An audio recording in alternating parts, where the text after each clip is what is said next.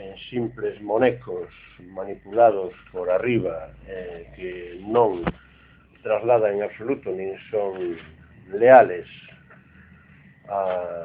ao fideicomiso contraído como os cidadáns que os elexiron.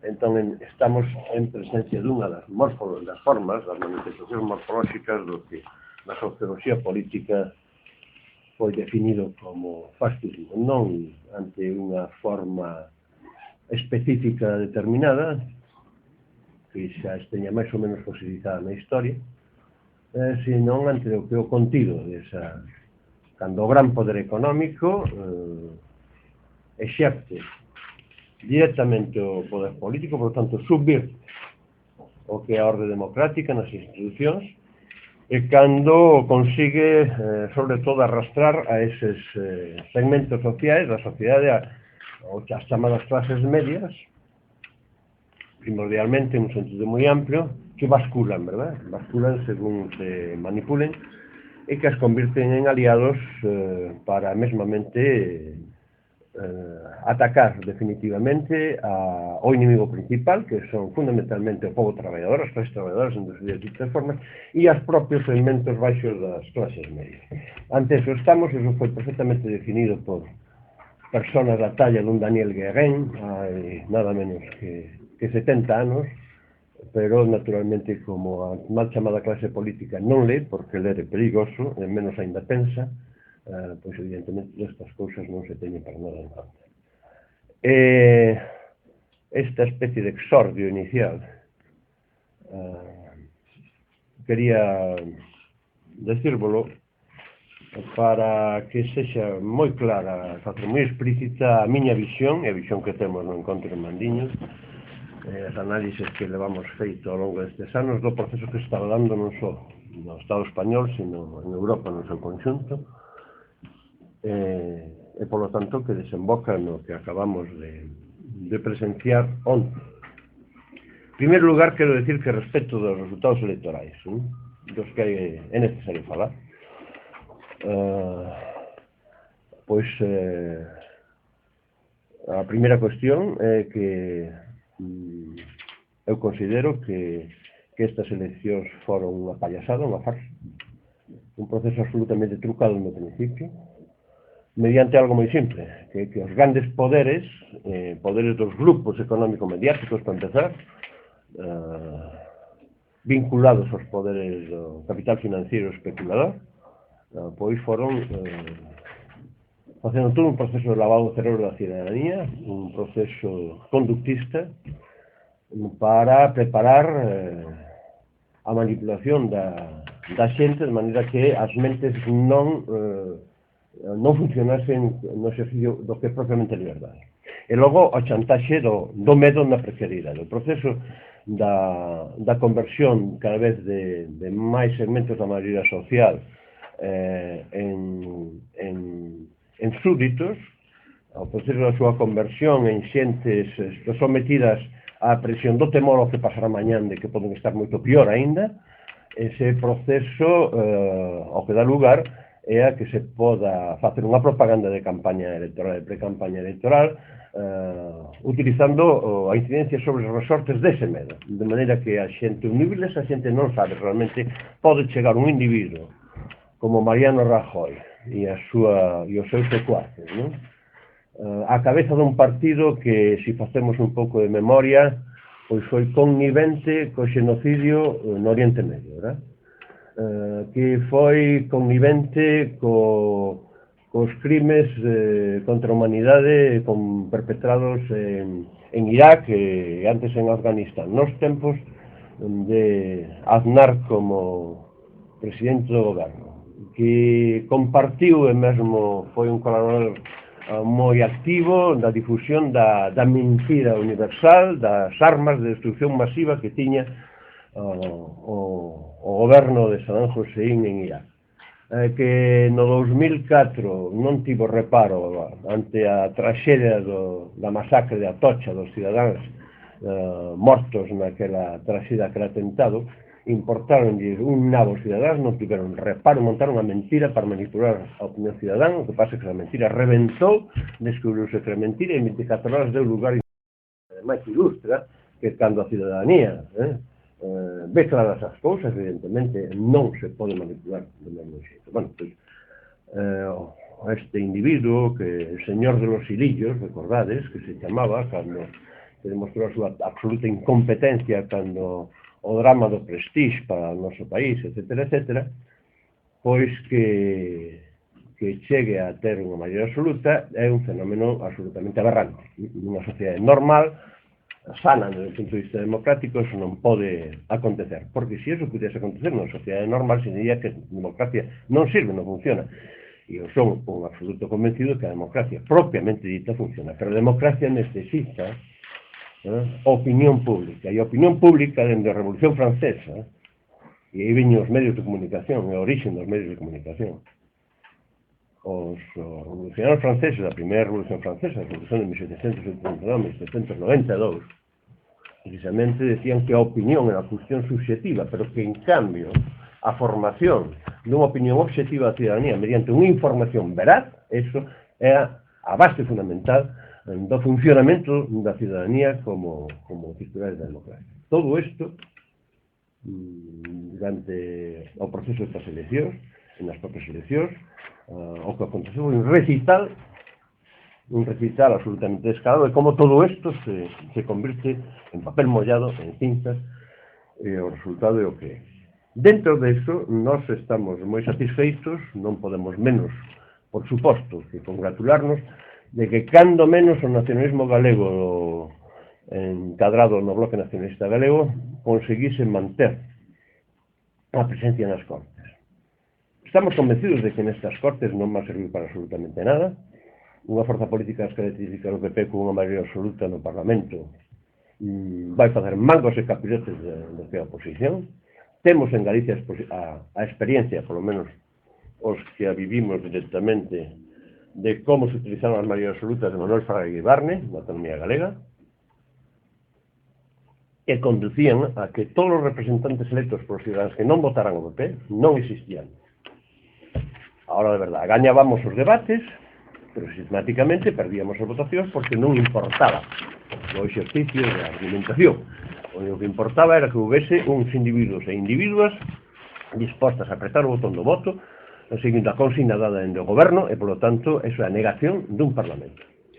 Entón, este é o escenario no que se dá, pero nós alegrámonos de que, polo menos, Galiza non perdese a representación, porque a única representación que ten Galiza nas Cortes é a representación ostentada mediante un diputado e unha diputada do Bloque Nacionalista Galego. Aí sentímonos moi satisfeitos.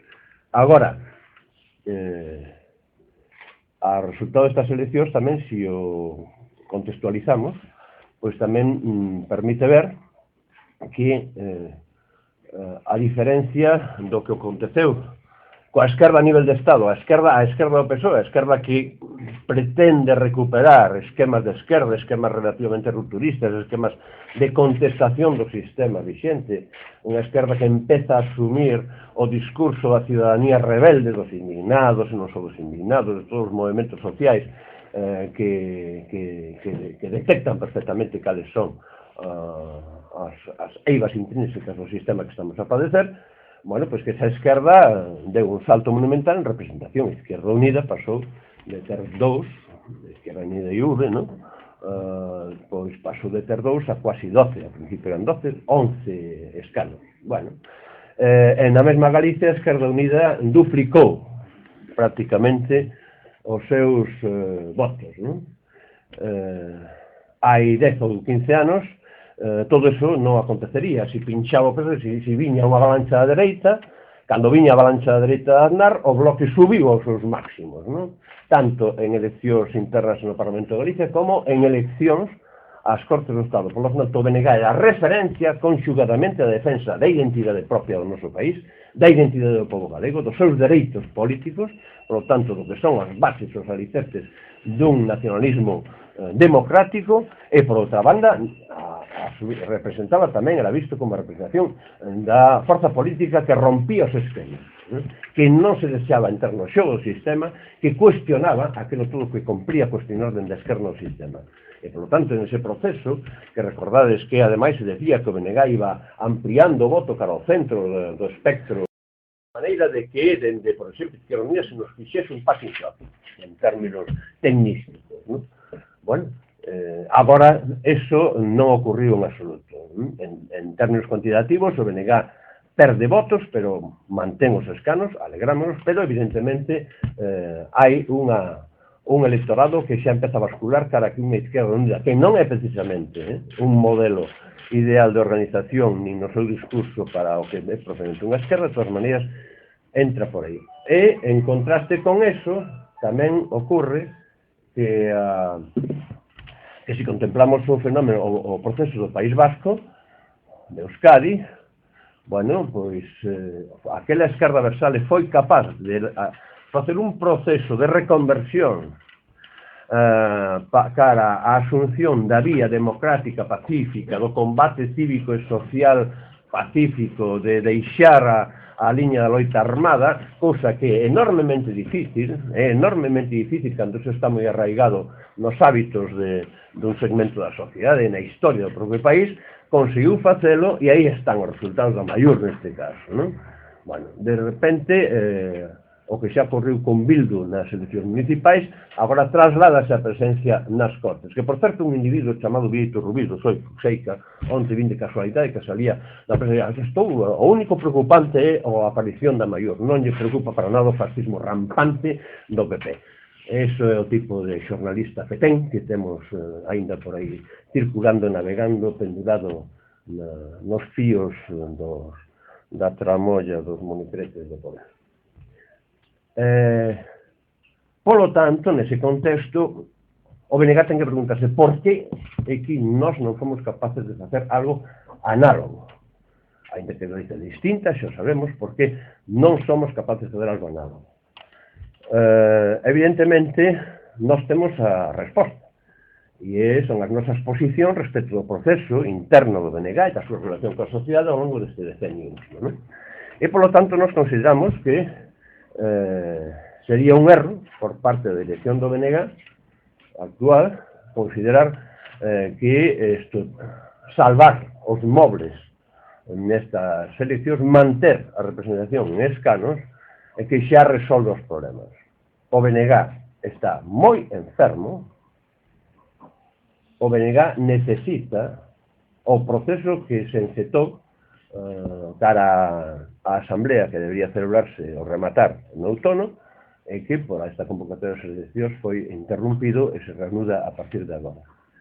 E nós, polo tanto, o que queremos é facer un chamamento á responsabilidade, ao sentido de responsabilidade do BNG e dos seus órganos de dirección a que, efectivamente, abordemos o proceso de diálogo serio e necesario para refundar o BNG, para rexenerar o BNG, para recuperar o proxecto político, para recuperar a credibilidade ante a ciudadanía máis importante, que aquela ciudadanía máis activa, a ciudadanía máis rebelde, aquela ciudadanía que está máis a prol de movimentos de actitudes emancipadoras, que para eso naceu o nacionalismo galego, por tanto, o Bloque Nacionalista galego no seu momento, e que se reformule en serio a propios criterios de organización interna para retornarmos ao que é o deseño dun BNG con democracia horizontal, todo o demais que xa sabedes e que lo vamos repetido moitas veces.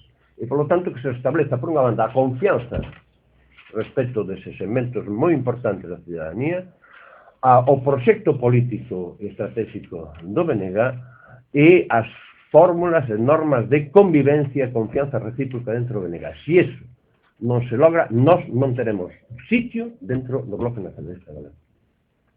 E pase o que pase, e sexa cal sexa as dificultades de emprendermos un camiño neso que se di que fora vai moito frío, será o que teremos que facer, porque a nosa responsabilidade e o noso compromiso primordial é coa nación galega, co pobo galego e coas clases traballadoras e as clases máis maltratadas e explotadas deste país. E con iso, non con unha reacción determinada, se esa organización deixa de prestar atención a eso e se dedica simplemente a ver como navega máis ou menos, con máis ou menos fortuna nas augas da política institucional. Esta é a nosa posición, rotunda e claramente expresada. escenarios, non? Poñamos por de desenlace. Non sei se recordades que na comparecencia, rolda de prensa, no encontro que tuvemos aquí mesmo hai cousa de mes e media, non? Con motivo daquelas enunciados programáticos escuetos, unha dúcia, non? Que nós trasladáramos a dirección da BNG, que daquela ainda non sabíamos se as incorporaran de algún xeito ou non, porque non tivéramos resposta, e que a realidade é que nunca tivemos resposta, siquera. Nunha pregunta que me fixeste respecto de que consecuencias tería que nos aceptasen ou non eso, eu contestei vos máis ou menos que consecuencias tería para o futuro do BNG, non? Tácitamente o que quería decir é que en caso de que non nos supoño, non? En caso de que non nos atentasen, nos íamos romper a baralla ou algo así por estilo. Eu contestaramos que aceptasen ou non, eso iba a afectar, no noso punto de vista, pois a propia alternativa do BNG nestas eleccións, pero que os resultados das eleccións, o que se xogaban nestas eleccións o BNG eran os resultados, non o futuro. E o futuro onde se xogaba o BNG, o futuro era neste proceso interno, non? Ao que me acabo de referir un momento. Ben, nós nese manexábamos tres escenarios respecto aos resultados electorais. Un podía ser o resultado, tres ou catro, o resultado absolutamente inverosímil de que o BNG aumentase a súa presencia, que subise, verdad? Inverosímil neste contexto, pero que históricamente, en cambio, sería o congruente coa trayectoria anterior, non? Ben, como xa dixen, non vou reiterar. Logo estaba o resultado de que se mantivese a representación, que é o que finalmente aconteceu. A terceira hipótese será intermedia, é dicir, que se perdese un escano, pero que se mantivese a representación. E o cuarto era que, efectivamente, o fiasco, que se perdese a representación nas Cortes. E nós calculábamos que o escenario máis complicado, máis grave para nós, para a nosa posición, os nosos esforzos dentro do BNG, o noso proceso de intento de regeneración e de fundación do BNG, o escenario máis perigoso, máis grave, precisamente era o que podería parecer máis favorable para nós, que houvese un fiasco, unha situación de debacle no BNG. E por qué? Pois porque eso iba a poñer o BNG nunha situación tal que a ver quen era o guapo que asumía a responsabilidade de sacar o BNG dese tal. De acordo? Ben. E, por outra banda, o escenario, en cambio, menos propicio, máis adverso para que se nos escoitase ou se nos seguise a escoitar no BNG, sería o escenario de un triunfo claro do BNG. Por tanto, estamos nun escenario que isto, por unha banda, non é de debacle, de maneira que se está en condicións de poder asisadamente e practicando a xenerosidade necesaria e a lucidez necesaria pois abordar unha regeneración do BNG, a refundación, pero no que tamén, por outra banda, os resultados de que se salvaron os mobles, de que se conservan os dous escanos, por exemplo, de que o BNG non está en creba técnica, do punto de vista financeiro, que o estaría se os perdese, claramente, bueno, pois isto pode dar lugar a que a dirección e aparatos que controlan hoxe realmente o BNG digan aquí non hai, todo está moi ben, xa vedes que non pasou nada e, polo tanto, non hai nada de que falar. Esa é a situación na que estamos. Sí, vostede dixo antes que unha época que era o líder do BNG que mantiña o voto de esquerda, pero tamén iban crecendo hacia o Windows e hacia o centro. En 2012, ou en novembro de 2011, que ale a recetas de como cree vostede que ten que actuar o BNG para conseguir eso. Ampliar a base do BNG e poder... Vamos a ver, eu non teño receitas, non? Tampouco é este momento de empezar a falarlo, que debatir na Asamblea do Bloque. tanto en canto as formas de artellamento da diversidade interna do BNG, e que entonces, canto a recuperación do proxecto político, referimos a aquilo que foron, dende o noso punto de vista, os recursos clave para que se puidese facer eso que te referías ti, mencionando o que eu dixen antes.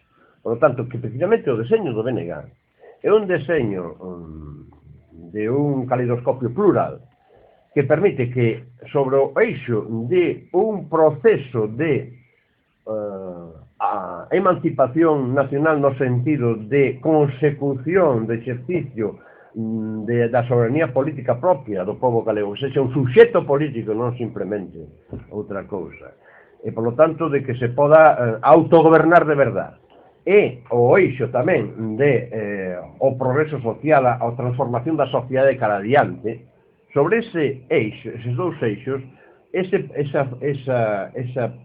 poliedro, ese diseño moi aberto do BNG permitía que a pluralidade interna conectase cada unha delas con distintos elementos do espectro da propia sociedade, da maioría social.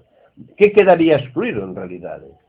Eso é o propio dun frente plural. Que quedaría excluído? Aqueles elementos da sociedade que están alrededor dos soportes en Galicia deses poderes ao que me estaba referindo. Por lo tanto, os segmentos oligárquicos, etc., etc. Pero si nos movimentos de rebeldía e rebelión cívica que hoxe se dan no planeta, o que se di somos o 99%, o poder está concentrado e a riqueza no 1%, aínda non sendo exactamente así, significa que a inmensa maioría social cabe dentro dun proxecto deste tipo. Hoxe, o empresariado, non só o pequeno empresariado, sino o empresariado medio, por exemplo, industrial, está sendo conducido por a ideoloxía dominante a pensar que ten que apoiar a aquelas opcións que representan realmente o capital financiero que o está expoliando, que o está sometendo e está chuchando o excedente obtido nas actividades productivas.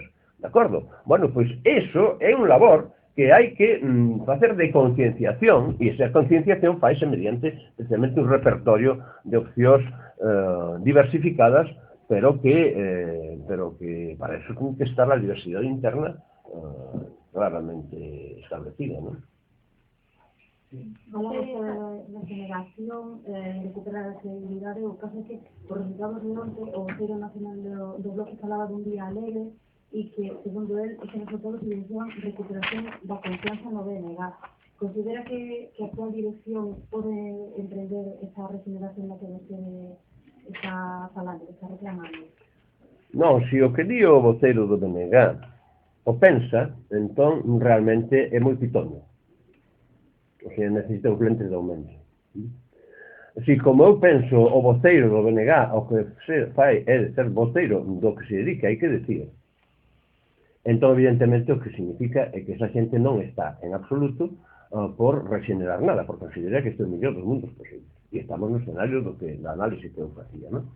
Pero entón, o que quero decir é que están traicionando ao povo galego, están traicionando os principios, están convertíndose en parásitos dun proxecto, coa excusa de que defenden un país cando en realidade o queren é perpetuarse eles mesmos e reproducirse orgánicamente con unha planta carnívora. Está claro? E você dicía que non tiña medo ao que fora o frío de fora. En todo caso, o encontro de Mamín esperará que se culmine ese proceso na última fin de semana de xaneiro para tomar esa decisión, ou non descarta a mitad do proceso e si hasta aquí chegamos e nos vamos? Non, vamos a ver, por moitas pulsións que individualmente teñen distintos membros do encontro de Mandiño, sexa eu, sexa calquera outro, decir xa está ben, estamos fartos. Non vemos síntomas de que se quera entrar en razón ou que se quera simplemente escoitar aos demais e dialogar e non contestar con eslogans jaculatorias e consignas. Por moito que sexa así, nós temos uns acordos asamblearios da nosa Asamblea Nacional da primavera pasada do Encontro en Mandiño que estamos aplicando. E eses acordos o que establecían é que faríamos o Asamblea Nacional o que abrirá pois, unha das dúas posibles situacións, non? Previstas nos nosos acordos. Si o desenlace dá lugar a que efectivamente se poña en marcha un proceso de regeneración e refundación, tal como explicamos, entón, evidentemente, aí estaremos. Si se pecha esa posibilidade, entón é cando se aplicará o que temos acordado na Asamblea Nacional da primavera pasada, e, por lo tanto, teremos que contribuir,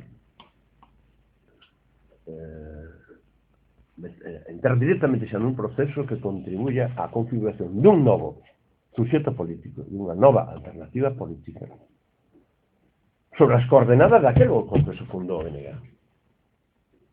É dicir, o que nós temos que evitar é que a xente, por unha banda, se sinta, a xente, digo, militante do BNG, se sinta na situación daqueles curas da Iglesia Católica que apostaron entusiasmadamente polo Concilio Vaticano II no tempo de Roncalli, non?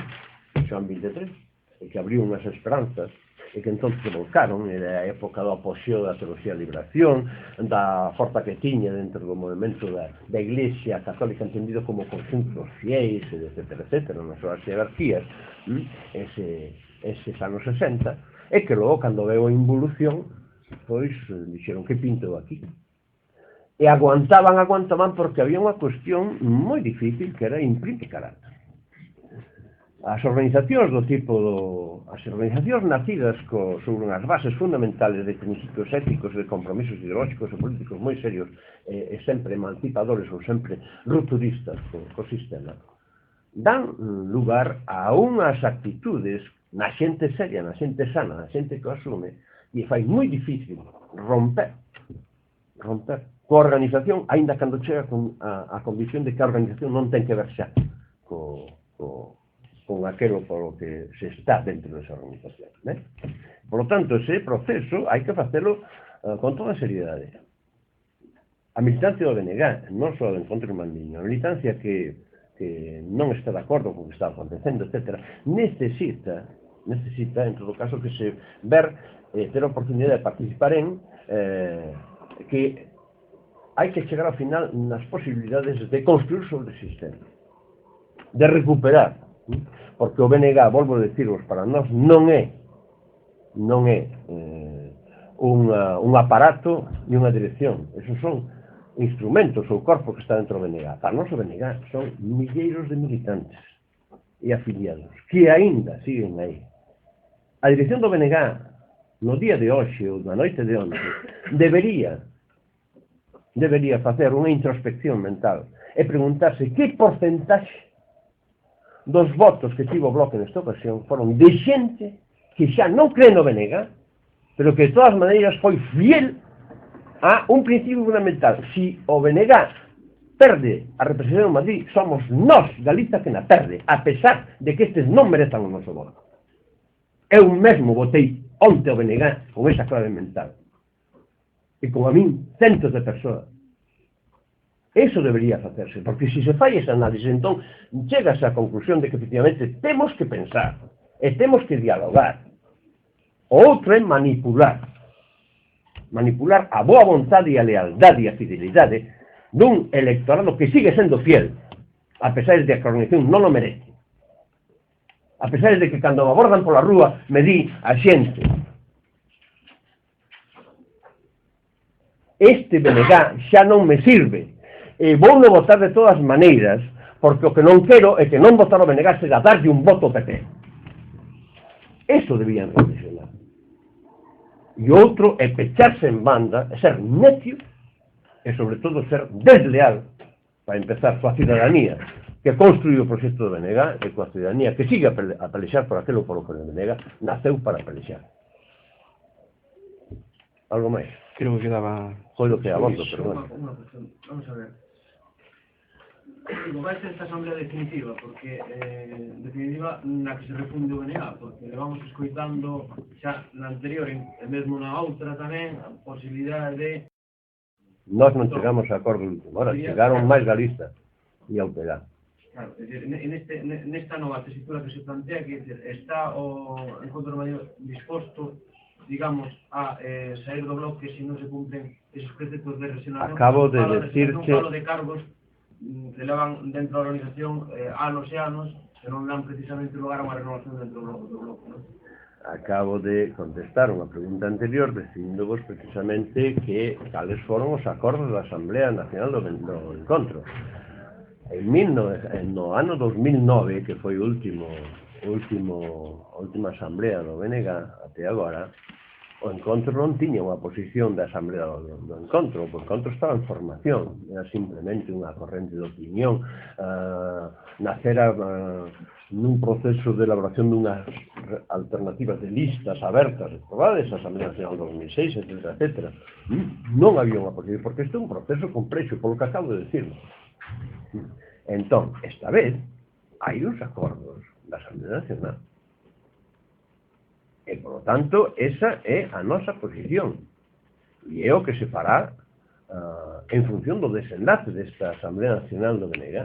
Mais ben, o que vos estaba comentando tamén, que había moita xente, un porcentaxe de xente importante, que xa estaba en queda, estaba impaciente, xa está ben, e quería romper a baralla sin chegar ao final do proceso. Entón, imos chegar ao final do proceso. É o derradeiro intento.